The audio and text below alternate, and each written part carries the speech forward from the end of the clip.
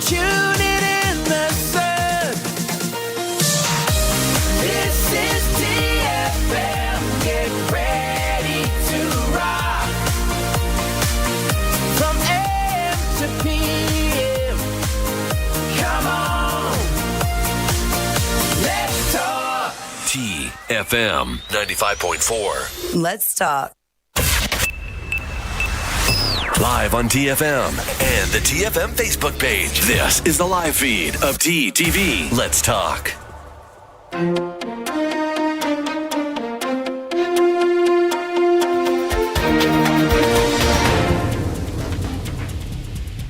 Hello and welcome to the Midday Update. These are the top headlines from our newsroom today. SMS alerts to be sent to successful candidate officer applicants. Oman continues to administer second dose of vaccine. Oman cultural attaché in London urges students to avoid traveling. Omanization in communications and IT sector discussed recently. Cumulative COVID-19 cases in USA crossed 28 million. WHO warns unequal COVID-19 vaccine distribution can lead to global risk. More than 200 illegal migrants rescued off Libyan coast, according to UNHCR. Now from Premier League, Everton defeat Liverpool to register first win at Anfield in 22 years. These were the top headlines for the day. Let's see how the weather condition looks like in the Sultanate in our weather update. Hi, my name is Mayth El Shukaili for today's weather update. And right now, I'm outside the TFM studio in Al Khuair. Before we move on to weather, here is our fact for the day. The biggest hailstone ever found was in Nebraska, with a circumference equal to that to a soccer ball. That is our fact for the day. Now let's step inside the studio and talk more about weather. An alert has been issued by Oman Meteorology and Civil Aviation Authorities saying that there will be poor visibility due to the fog formation, and there will be mainly clear skies over the rest of the Sultanate with chances of medium and high clouds advection over Musandam, which could lead to a possible isolated rain. And there's chances of late night to early morning low-level clouds or fog patches over the parts of South Al-Sharqiyya, Al-Wusta and Dhafar. And now let's take a look at how the weather will be like in all the governorates. Muscat will be sunny, temperatures between 28 to 20 degrees Celsius. Musandam will be sunny, temperatures between 26 to 22 degrees Celsius. North Al-Batina will be partly cloudy, temperatures between 29 to 20 degrees Celsius. South Al-Batina will be sunny, temperatures between 28 to 18 degrees Celsius. Al-Buraymi will be sunny, temperatures between 29 to 20 degrees Celsius. Al-Dhahira will be sunny, temperatures between 31 to 19 degrees Celsius. Al-Dakhiliya will be sunny, temperatures between 30 to 19 degrees Celsius. North Al-Sharqiyya will be sunny, temperatures between 29 to 17 degrees Celsius. South Al-Sharqiyya will be sunny, temperatures between 29 to 20 degrees Celsius. Al-Wusta will be partly cloudy, temperatures between 31 to 17 degrees Celsius. And Dhafar will be sunny, temperatures between 26 to 16 degrees Celsius.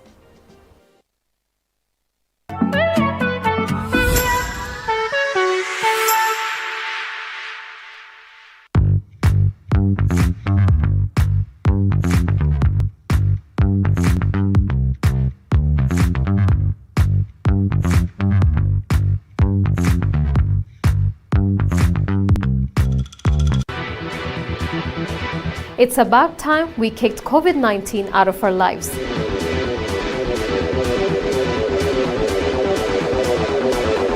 Join us on TTV Outline every Monday and let us learn how to fight COVID together.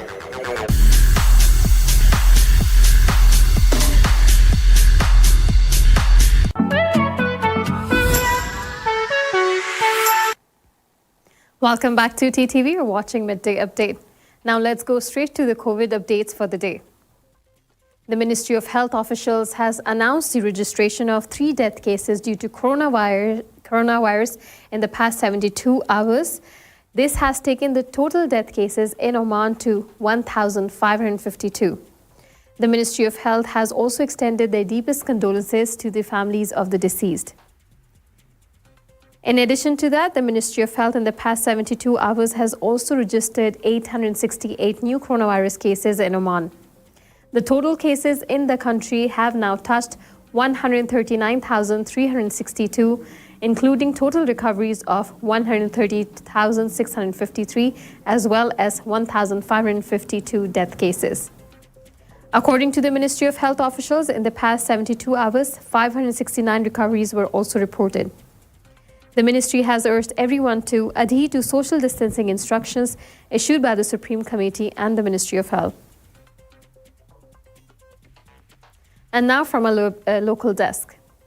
The Ministry of Labour in the Sultanate will send out short text messages today to those accepted for the position of candidate officer, according to the ministry's announcement regarding the recruitment of candidate officers for the year 2021 in the Royal Army of Oman. A statement issued online by the Ministry of Labour said, with reference to the ministry's announcement number 4/2020, the recruitment of candidate officers for the year 2021 in the Royal Army of Oman, issued on September 23, 2020, SMS will be sent today to those accepted for the position of candidate officer. The statement also added that, accordingly, the ministry requests commitment to attend according to the time and place specified in the aforementioned text messages.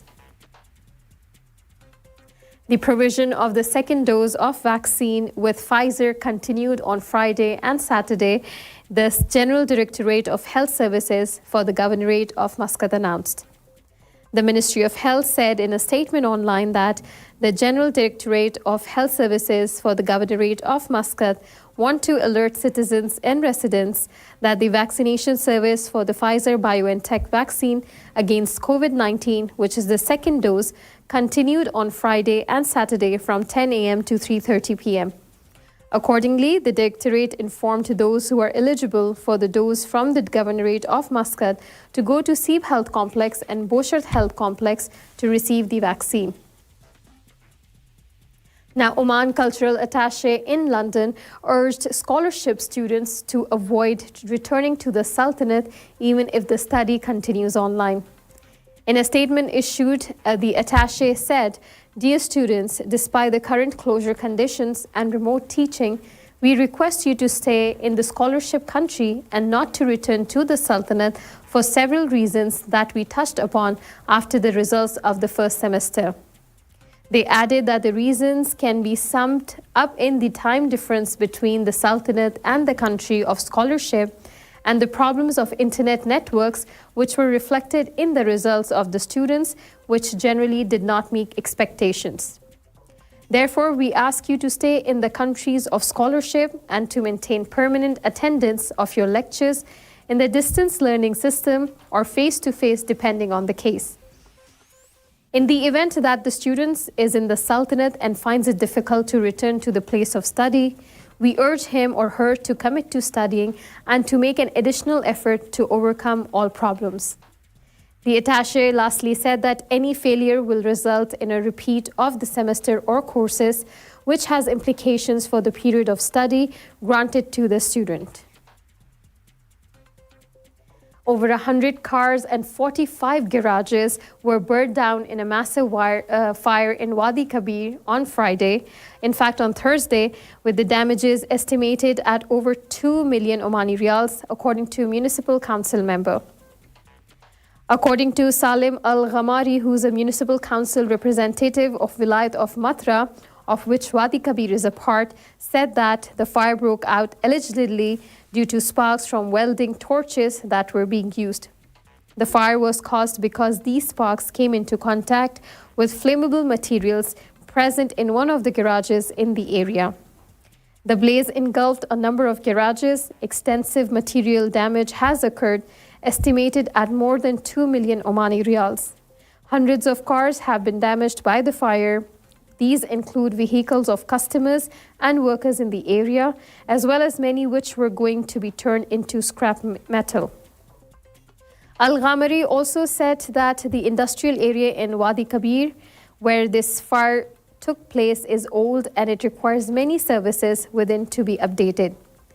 The services include the availability of fire hydrants because many of the firefighting teams had to run a good distance away to bring water to put out the fire. About 45 garages have been affected, each of them occupying an area ranging from 1,000 to 5,000 square meters. Emergency service teams from Pagda were alerted to the massive blaze spreading across the Wadi Kabir industrial area at around 2:10 on Thursday afternoon. Located in an area that had a number of shops that repaired cars and sold used car parts. They worked through the night to quell the flames alongside teams from the Royal Oman Police, with their work ending 20 hours later when the fire was finally extinguished and chemicals to cool the area were sprayed.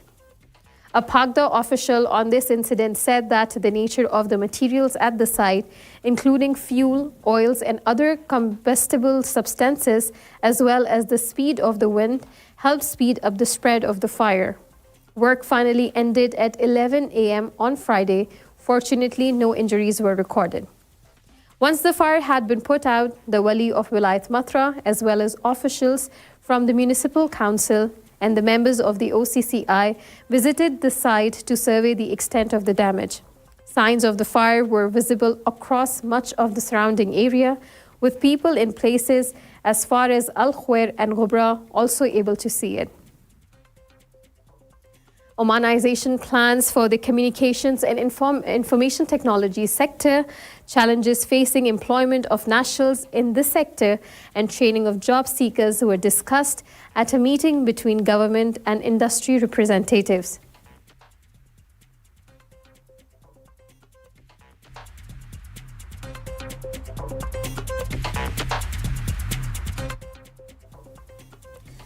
The meeting was held by Sheikh Nasir bin Shuwain Al Husni, who is the Under-Secretary for Labour at the Ministry of Labour, in the presence of Dr. Ali bin Amr Al Shizani, the Under-Secretary for Communications and Information Technology at the Ministry of Transport, Communications and Information Technology, with human resources managers of human resources in the private sector. Sheikh Al Husni pointed to that the ministry was relentlessly seeking cooperation with the various sectors on identifying the challenges facing these sectors and for providing solutions which contribute to Omanization and replacement. He said that the challenges the ministry faces in the field of Omanization in some establishments of the private sector necessitate the significance of holding effective dialogue to reach the targeted objectives. He also pointed out that due to COVID-19 pandemic, which has contributed to the growth of the transport, communications and information technology sector, which enabled the ministry to identify the key legislations required for these sectors. The meeting also discussed proposals of the participants on acceleration of Omanization and replacement of expatriates with nationals and on initiation of mechanisms which help graduates of information technology and communications develop their technical skills to cope with the developments in the labor market. This was all from a local desk. It's time for a quick commercial break, but stay tuned for more updates from International Desk.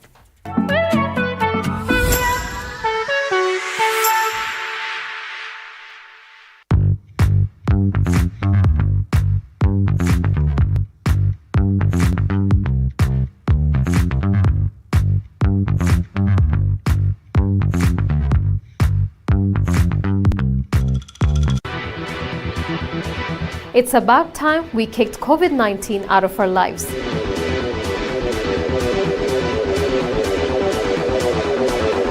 Join us on TTV Outline every Monday and let us learn how to fight COVID together.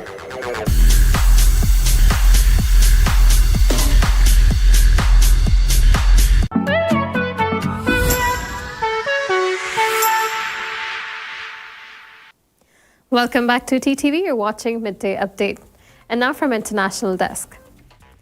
The United States continue to remain most affected due to COVID-19 as cumulative cases in the country has surpassed 28 million mark on Sunday. According to Johns Hopkins University, as many as 28,038,274 people have detected positive for the COVID-19. The death toll in the country stands at 4,096,607. Citing the U.S. Centers for Disease Control and Prevention, commonly known as CDC, Data published Friday local time, CNN reported that more than 59 million doses of COVID-19 vaccine have been administered in the United States. The CDC reported that 59,585,043 total doses have been administered, about 76% of 78,152,495 doses distributed. CNN also reported that more than 41.9 million people have now received at least one dose of the vaccine and more than 17 million have been fully vaccinated, CDC data showed. Now, World Health Organization Chief Tedros recently urged countries and drug makers across the globe to help speed up the manufacture and distribution of vaccines, warning that the world could be back at square one if some countries went ahead with their vaccination campaigns and left others behind. Vaccine equity is not just the right thing to do, it's also the smart thing to do. The longer it takes to suppress the virus everywhere, the more opportunity it has to change in ways that could make vaccines less effective and opportunity to mutate, Tedros said at the Munich Security Conference. According to the New York Times, wealthy countries have come under increased criticism in recent weeks for stockpiling doses and keeping them away from low and middle income countries. Tedros used his comments to condemn the approach to public health in many countries, which he called a failure even in the most advanced economies in our world. Bill Gates, who is the billionaire philanthropist, said that the tragedy now unfolding across the world because of the pandemic could have been largely avoided. It is a tragedy that the modest steps that would have been required to contain this epidemic were not taken in advance, he said, as quoted by the New York Times. The New York Times also reported that more than 190 million people have been vaccinated worldwide, but almost none in Africa. Bodies have piled up on the streets in Bolivia, while in Mexico, oxygen shortage has led to many die at home. More than 200 illegal migrants, including women and children, have been rescued off Libyan coast, the United Nations High Commissioner for Refugees, known as UNHCR, said yesterday. Over 200 persons were brought to Tripoli by the Libyan Coast Guard, among them 9 women and 3 children. The commissioner said that UNHCR and partner International Rescue Committee, known as IRC, are providing relief items and medical aid to all survivors. The Libyan Navy said it recovered the body of one undocumented migrant during Saturday's rescue operation, adding that some migrants have escaped after they were rescued and returned to Libya. Due to insecurity and chaos in North African nation following the overthrow of its leader Gaddafi in 2011, thousands of undocumented migrants chose to cross the Mediterranean from Libya towards Europe. The International Organization for Migration estimated that in 2020, 323 migrants died and 417 others went missing on the central Mediterranean route, while 11,891 illegal migrants were rescued and returned to Libya. Many illegal migrants who were either rescued at sea or arrested by the authorities remain detained in overcrowded reception centers in Libya, despite international calls to close those centers. It's time for a quick commercial break, but stay tuned for more updates from a sports desk.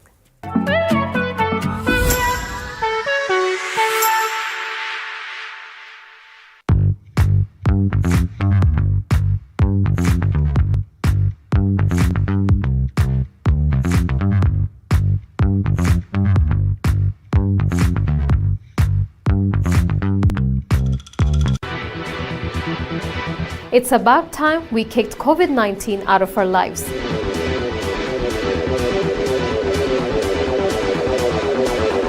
Join us on TTV Outline every Monday and let us learn how to fight COVID together.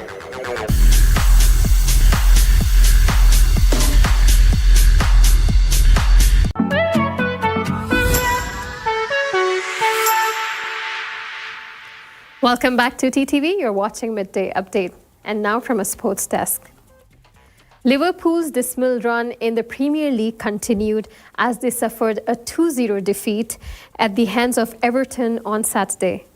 It was Everton's first Premier League win at Anfield since 1999, and the victory powered them to go level on points with the Klopp side, whereas it was Liverpool's fourth consecutive defeat in the Premier League. During the match, Richarlison put Everton ahead after just 3 minutes, latching onto James Rodriguez's through ball before first passed Ellison. Jordan Henderson's volley forced a fingertip save from Jordan Pickford before Ellison denied Seamus Coleman's header. Henderson then limped off to deepen Liverpool's injury woes in defence. In the 83rd minute, Gylfi converted a penalty after fellow substitute Dominic Calvert-Lewin had been fouled by Trent Alexander-Arnold. Everton are 7th on the Premier League table with 40 points, below Liverpool on goal difference, but having played a match fewer. With this news, we have come to the end of the episode for today, but stay tuned as we'll be back again tomorrow with Fighting COVID segment at 2 p.m. Stay tuned to TTV. You've just heard the live feed from the TTV studios on TFM 95.4. Let's talk.